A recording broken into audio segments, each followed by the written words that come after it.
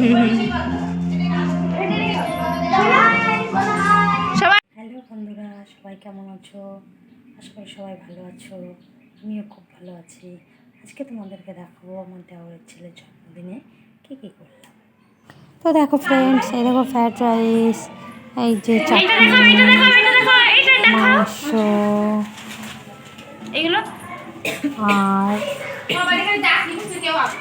আর দেখো সাদা ভাত, এটা হচ্ছে পায়েস, তো এটা ডাল আর স্যালাডগুলো কাটা হয়নি এখনো। তো এই দেখো কেক কাটতে পারবো।